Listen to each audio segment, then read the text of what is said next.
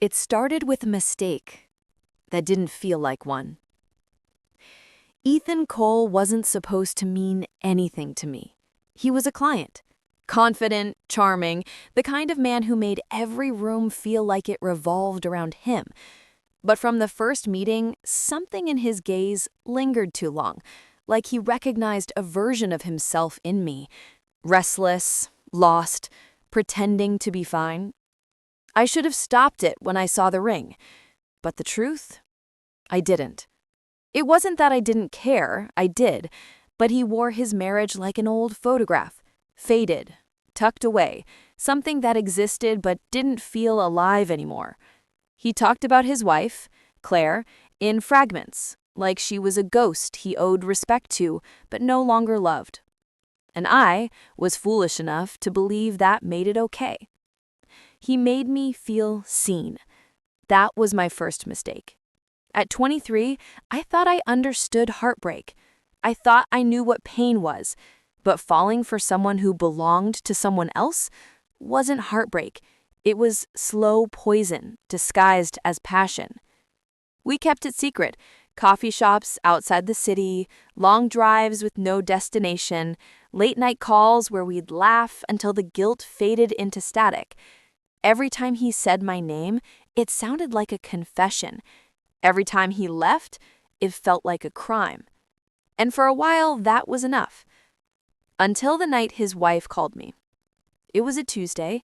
I was editing a presentation when my phone rang from an unknown number.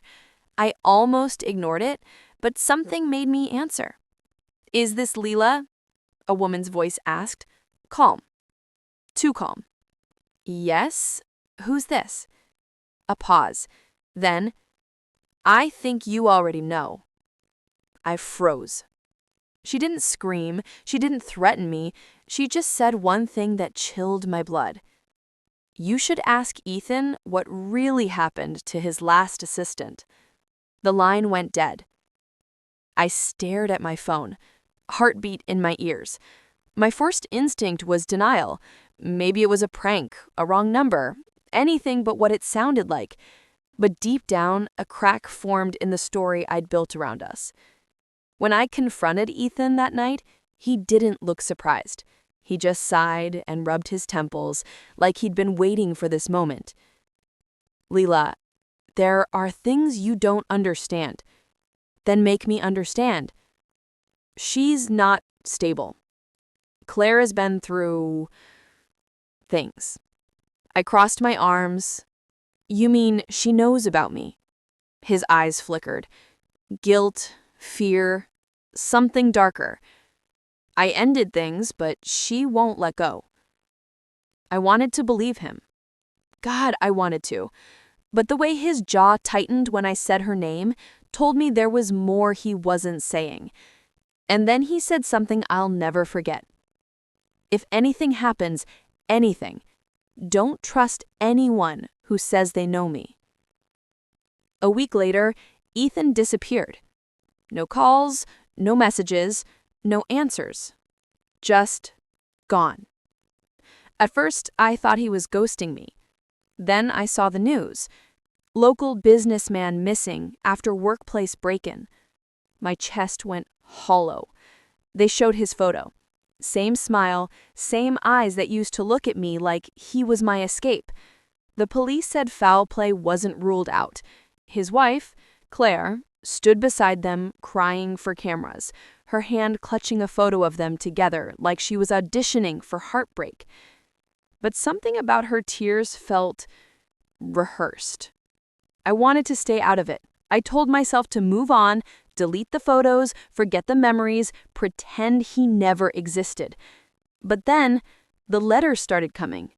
No return address, just a single word on the envelope each time. Wait. The first letter said, "They're lying about what happened to me. Don't tell anyone you knew me. I'll find you." The second, "If Claire reaches out again, run."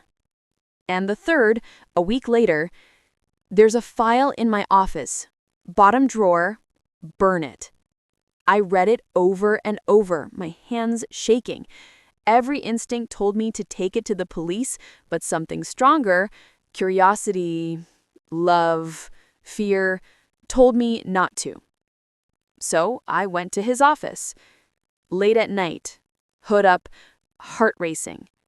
The building was locked, but the back door wasn't, like someone wanted me to find it open. Inside, everything was untouched. His desk, his computer, his jacket still hanging on the chair. But when I opened the bottom drawer, there wasn't a file. There was a photograph of me, taken from outside my apartment. I dropped it, panic clawing at my throat, and that's when I heard it. Footsteps. I spun around. Someone was in the hallway. "Ethan?" I whispered, though I already knew it wasn't him. A shadow moved past the frosted glass, then a voice, low and cold. "You should have burned it when you had the chance." I bolted, out the back, through the alley, not stopping until I was blocks away, lungs burning. When I finally looked back, a black car turned the corner. No headlights, no license plate visible. From that night on, I wasn't safe. Everywhere I went, I felt watched. My apartment lights flickered randomly. My phone glitched. Photos deleted themselves. And one night I woke up to my front door slightly open, though I always locked it. Then came the fourth letter. This one wasn't typed. It was handwritten. "You weren't supposed to fall for me, but now you know too much." And underneath it, a small stain. Dried blood. I remember dropping it and backing away like it was alive. I called the police, finally. But when they came, there was nothing. No letter, no envelope. Nothing. Like it had never existed. Maya, my best friend, begged me to leave the city for a while. "This isn't normal, Leela. You're in danger." But how do you leave something that follows you in your own head? Because even after he vanished, I felt him. Everywhere. His cologne in the elevator, his favorite song playing in random cafes, a voicemail glitching into silence when I tried calling his old number. And then, one night, a message appeared on my phone. No number, no name. Just, "I told you not to trust anyone who says they know me." I didn't sleep that night. 2 days later, someone knocked on my door. It was Claire. She looked different, thinner, paler, but her eyes were sharp, too sharp. She smiled faintly, like we were two women meeting for tea instead of standing on the edge of something dark. She said, "I think we need to talk." I wanted to slam the door, but something in her tone, calm, deliberate, made me freeze. "I know where he is," she whispered. I didn't breathe. "What do you mean?" "He's alive. But if you love him, you'll stay away." Her gaze flicked to something behind me, the photo of us on my wall. She smiled again, but it didn't reach her eyes. "You think you knew him," she said. "You have no idea what he's capable of." Then she left. No goodbye, no threat, just that one line burning in my brain. "You have no idea what he's capable of." That night, I tore through every drawer, every photo, every memory, trying to make sense of the man I thought I knew. But then I found it. Hidden inside the book he once gave me, The Great Gatsby, was a small key. A hotel key card. On the back, in his handwriting, "Room 412, don't trust the mirrors." It took everything in me not to go. But I did. Because love, or maybe obsession, makes you brave in all the wrong ways. The hotel was downtown, the kind of place no one asked questions if you paid cash. I asked for room 412. The receptionist hesitated, but handed me the card. When I opened the room, my breath caught. The room was spotless, but there were photos taped to the walls. My photos. Some old, some recent. One from that morning. And on the table, the same watch he used to wear. It was ticking. Then, on the mirror, written in red marker, "It's not me you should fear." My phone buzzed. Unknown number. "Get out." The voice was his. Ethan's. Before I could reply, the lights flickered, then everything went dark. I ran, down the hall, down the stairs, out into the night. The hotel burned behind me like a ghost swallowing its own secrets. And somewhere in the smoke, I swore I heard him whisper my name. I didn't stop running until I reached the main street, breath shaking like my body was trying to outrun my own heartbeat.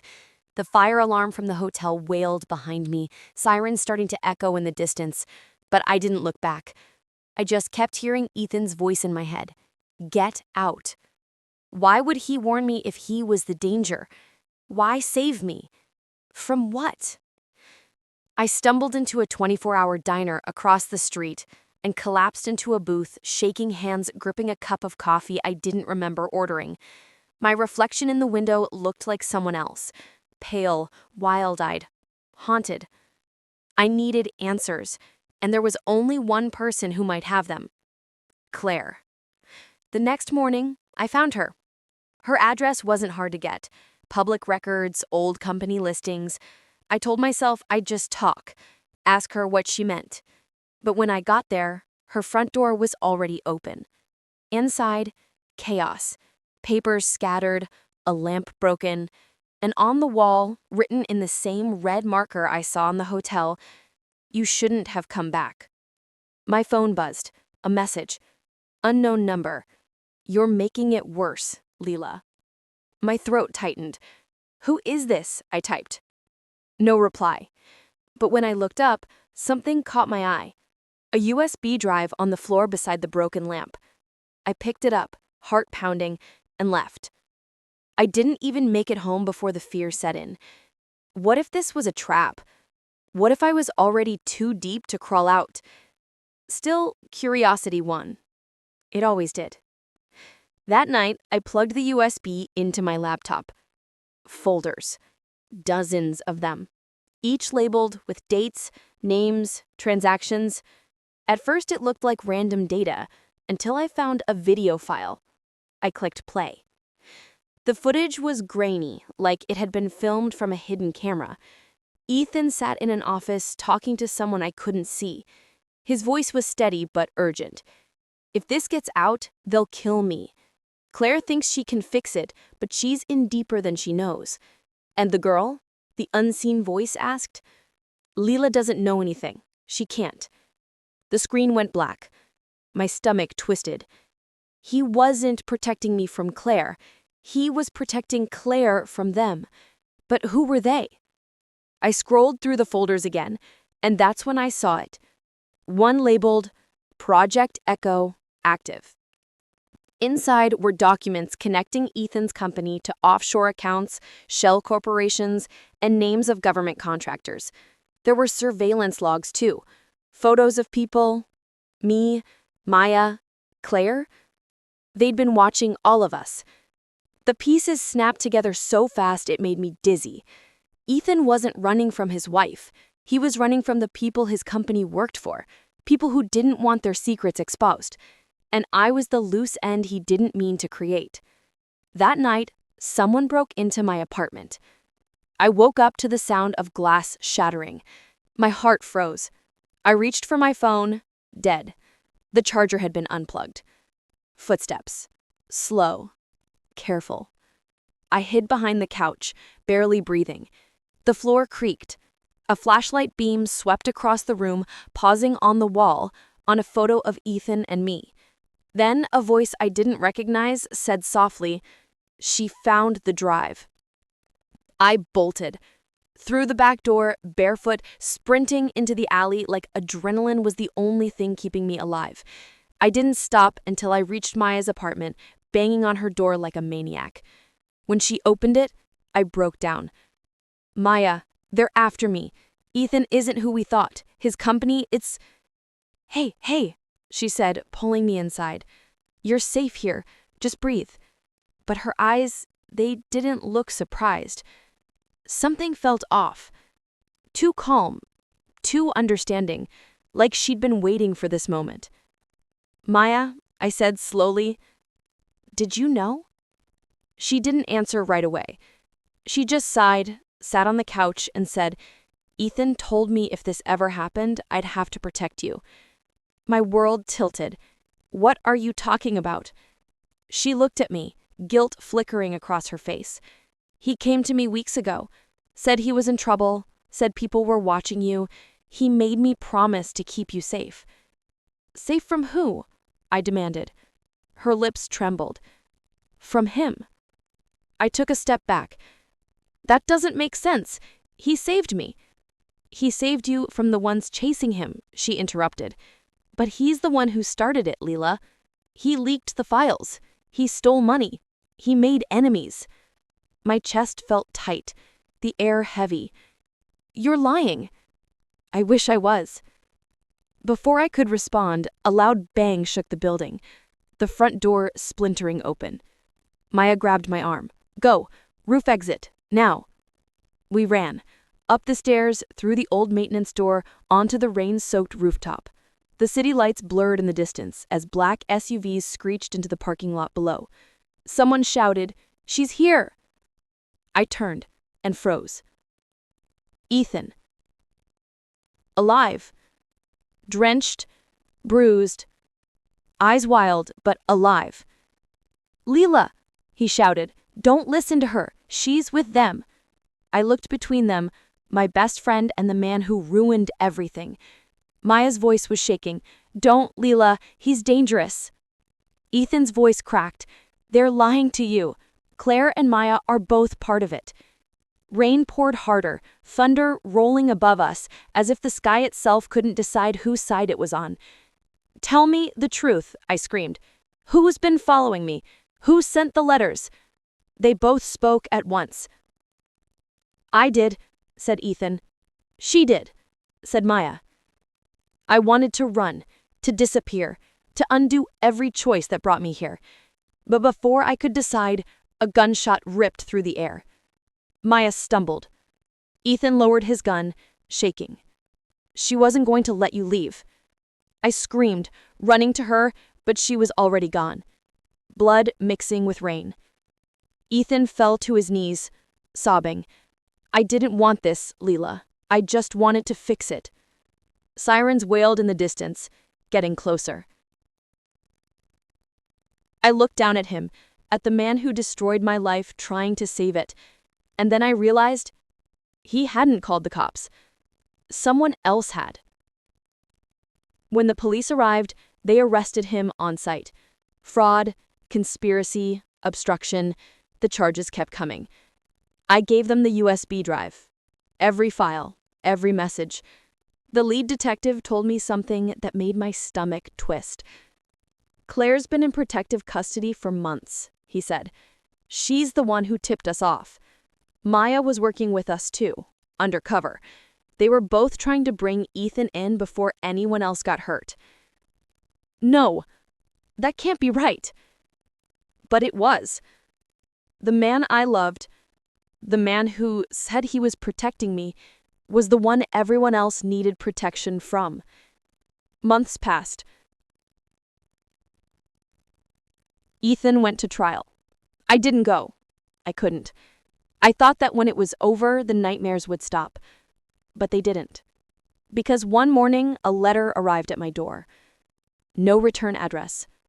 Just a single line inside. You still don't know the truth. And taped to the paper, a flash drive. I told myself not to open it, that I'd learned my lesson, but the part of me that loved him, or maybe hated him, couldn't resist. On it was a single video. Ethan sitting in a dim cell, looking right into the camera. If you're seeing this, it means they got to me first. The truth isn't what they told you, Leela. Maya wasn't with the police. Claire wasn't the victim. They worked for the same people who framed me. The drive you gave them, it's fake. The real evidence is still out there, and they'll do anything to find it. Don't trust anyone, not even the ones you think saved you. The screen went black. And then a voice I didn't recognize said, "Time to finish what he started." The video ended. My phone buzzed. Unknown number again. Message: "We're not done, Leela." Now I live in a new city, under a new name. I don't talk about the past. I don't tell anyone about Ethan or Claire or Maya. But sometimes, late at night, I hear a phone vibrate in the dark, even when mine is off. Sometimes my reflection in the mirror feels like it's breathing a second too late. And once, outside a cafe, I saw a black car with tinted windows pull up. The driver never got out. The car just sat there, waiting. On the passenger seat, I could see it. A watch. Ticking.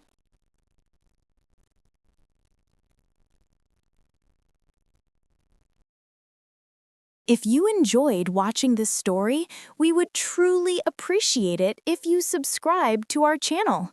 Your support means the world to us and keeps us motivated to create more emotional and inspiring stories for you.